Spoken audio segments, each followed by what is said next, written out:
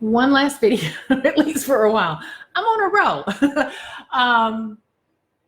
There are a couple of other vaccines that you will be offered, perhaps actually pressed really hard for you to give to your dog. You and only you can make the decision about whether you do that or not.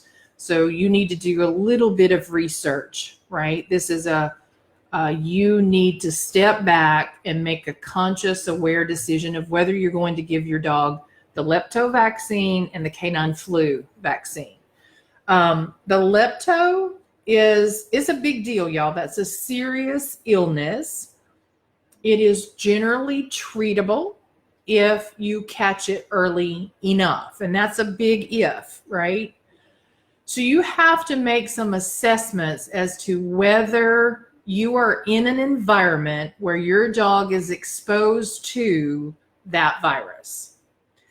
And, a lot of times it's in creeks and puddles and wildlife and things of that nature.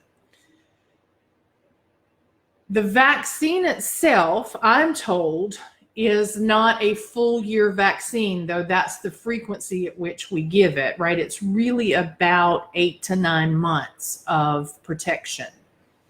So there's a period of time that your dog might not be protected from the vaccine anyway.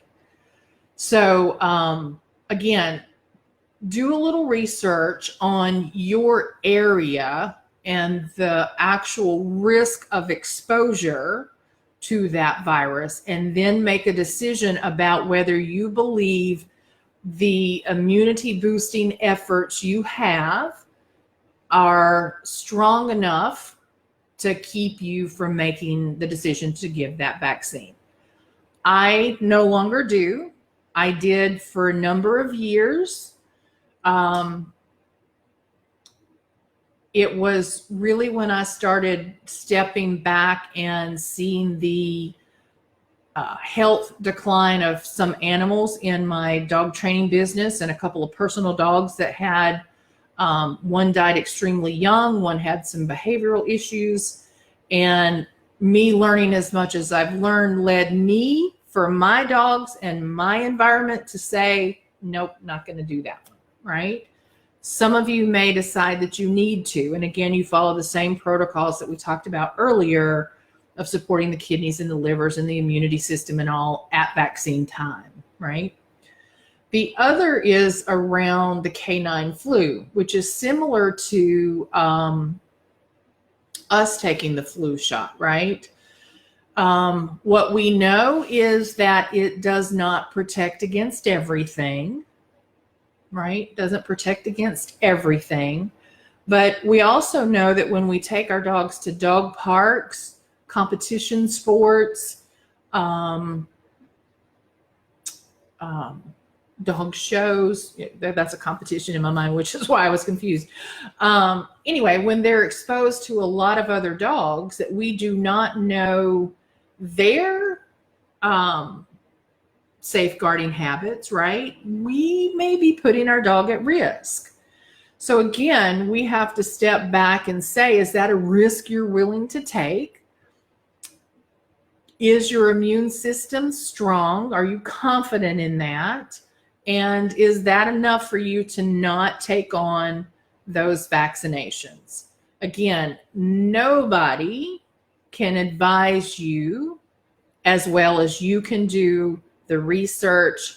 Talk to your vet, of course, right? They're going to tell you you need it. A holistic veterinarian may tell you with a little more guidance whether your environment is at a higher risk than others. But you've got to really make that assessment and that understanding for yourself. Nobody else can do it for you.